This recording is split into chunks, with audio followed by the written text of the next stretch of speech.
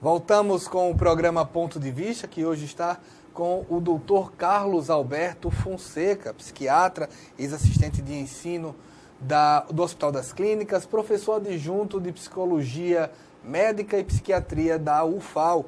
Estamos falando sobre o tratamento, a questão mais de entender esse paciente. E a gente falava da comparação do cardiologista que pode ter um eletro. Sempre se colocou esse ponto da psiquiatria não ter referenciais mais, digamos, exatos, né, de sentido matemático, talvez. Mas há futuro para esse tipo de procedimento? Tomografia, ultrassom, em algum sentido? Sim, porque muitas doenças têm uma origem orgânica, já chamada até doenças neuropsiquiátricas, porque envolve também a neurologia. Mas a psiquiatria não é somente remédios, é também o trato psicoterápico, né? A atitude que tem várias bases, seja na psicanálise, seja na terapia comportamental, cognitiva comportamental, gestáltica, que é de grande importância o tratamento conjunto.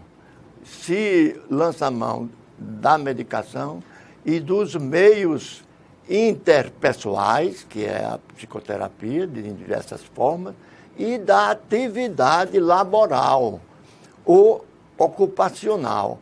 O trabalho representa uma enorme fonte de saúde mental. O trabalho organiza a sua vida.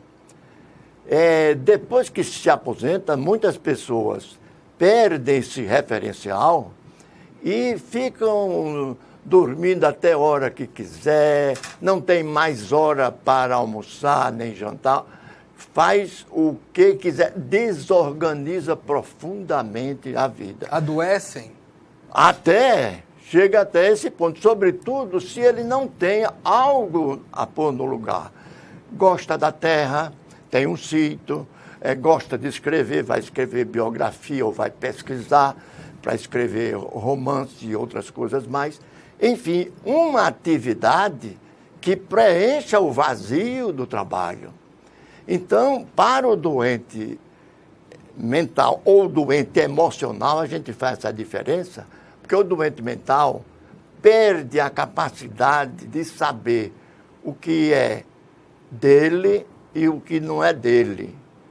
O imaginado e o real na vida lá fora. Então, ele perde o contato, se diz assim, com a realidade.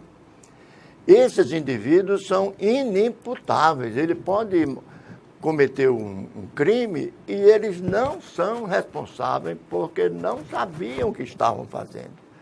E grande parte, a maior parte das pessoas que precisam de psiquiatria sofrem de angústias, diversas formas de angústia, do pânico, das fobias, da ansiedade generalizada, dos distúrbios alimentares, ganha peso, perde peso, anorexia, perde peso e pensa que ainda está gorda.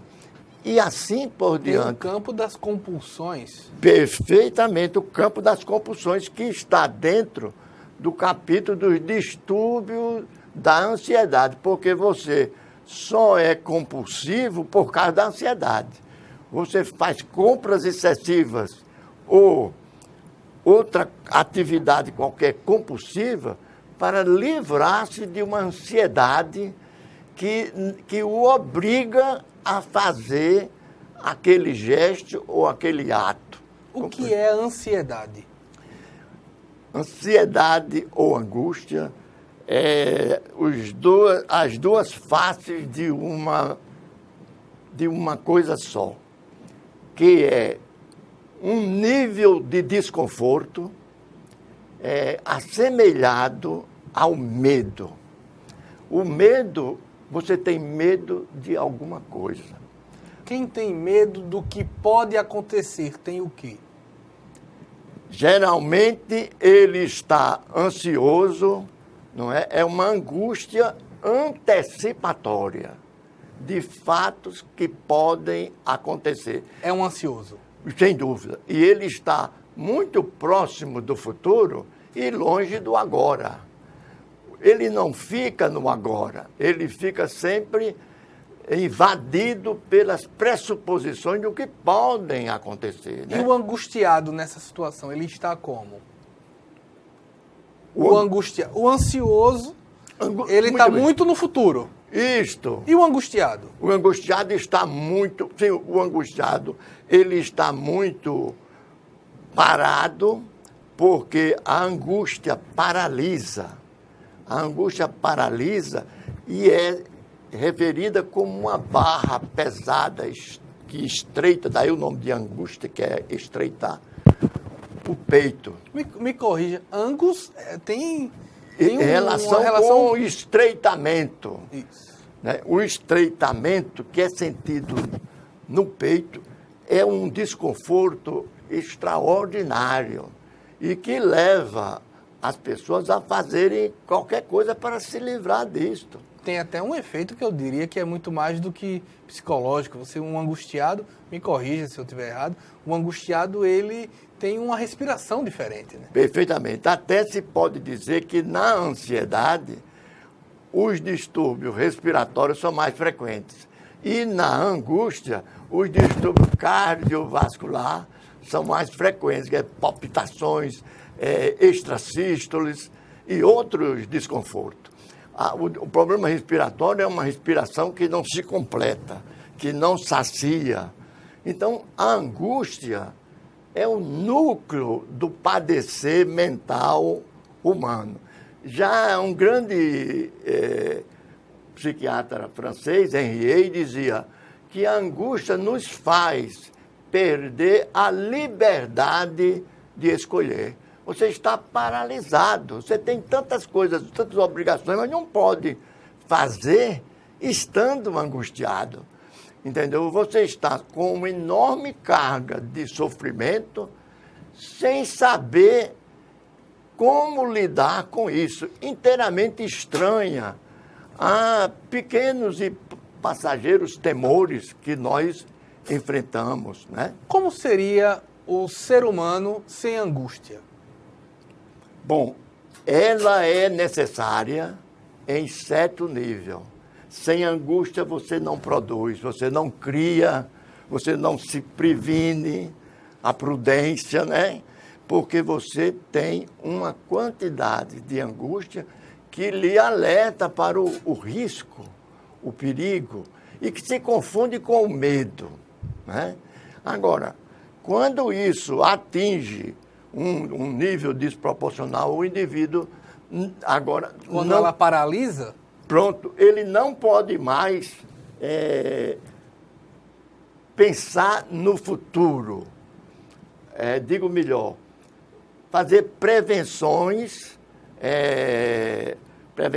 plausíveis para garantir a sua subsistência, etc. Ele fica desesperado para sair disto.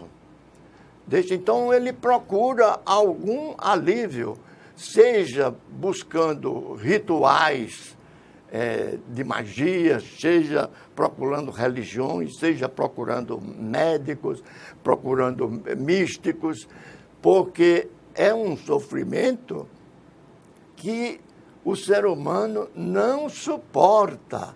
E a gente sabe muito bem que isto transtorna a vida de uma pessoa a ponto de levá-lo ao niilismo, de não fazer mais nada e correr risco de suicídio. Porque essas situações de angústia são chamadas comorbidades. Puxa, depressões. O indivíduo se vê paralisado, sem capacidade de produzir, sem se sentir bem, se sentindo muito mal, acaba desenvolvendo quadros de depressões e de que só eu saio disso eliminando a minha vida. Me permita, eu como jornalista tenho um hábito profissional, funcional, de quase sempre tentar simplificar tudo. Sei que não simplifica uma situação dessa, tendo como a ansiedade algo de uma prisão ao futuro, não sei se seria a palavra, e a angústia como uma paralisação, a depressão seria uma prisão ao passado? Não. Não, ela evoca o passado, sabe? A depressão é a perda da capacidade de experimentar satisfação, prazer nas coisas comuns que lhe causavam satisfação e prazer. Ao lado disso, uma fadiga incompreensível, porque o indivíduo sente mais fadiga de manhã do que de noite. De noite ele melhora. Existem depressões, ou melhor, uma pessoa que tenha um sintoma como esse, uma fadiga de manhã. Eu digo isso porque eu acredito que o senhor responda perguntas como essa o tempo inteiro. O doutor Carlos acorda um certo dia sentindo uma fadiga de manhã maior que uma fadiga de noite? Sem dúvida, pode acontecer. Pode acontecer um dia ou outro, mas não com a sequência agravante que vai constituindo num verdadeiro padecimento de acordar às 7 horas, etc. Tem que acordar lá para as 10, levantar lá para as 10. Agora, uma coisa que você me perguntou, a tendência do indivíduo deprimido é trazer o passado como se ele fosse culpado, sentimentos de culpa e de pessimismo e de culpa por coisas acontecidas no passado, morte de familiares, tragédias, vamos dizer, econômicas, de dizer que foi o responsável por aquilo. E que por aquilo ele, para expiar, no sentido EX, sim, para ele pagar, ele, às vezes, planeja a morte para se livrar das autoacusações. É que você ele entrou... quase que se torna o bode expiatório. Pronto. Ele entra numa doença grave que hoje é considerada a segunda causa de absenteísmo no mundo, é a depressão. Me permita, o que seria absenteísmo? Ausência ao trabalho, falta ao trabalho. A primeira é problemas cardiovasculares, pressão alta, sofre do coração, entendeu? E assuntos ligados ao coração e à pressão alta. A depressão é a segunda. Agora, existem vários tipos de depressão. A depressão que é externa, no São Paulo, o indivíduo gasta 1h30 para chegar ao trabalho e gasta 1h30 para chegar. Então, um fator altamente estressor que o leva frequentemente a uma exaustão, também chamada antigamente de estafa, né? Então, isso é uma depressão por exaustão, é uma depressão de fora. Existem as depressões chamadas sintomáticas. O indivíduo com tumor maligno no pulmão apresenta, o primeiro sintoma dele é tristeza, melancolia, não tem vontade mais de sair, como sintoma. Então, é depressão sintomática. Depois tem uma outra, depressão sazonal. Nos países de grande frio, ausência de sol, há depressão no período, só tanto que o tratamento é luz parecida com os raios do sol, compreendeu? E a última e a mais importante e mais séria, a depressão endógena. Essa depressão endógena que eu quero que você esmiúce um pouco mais no próximo bloco. A gente volta já.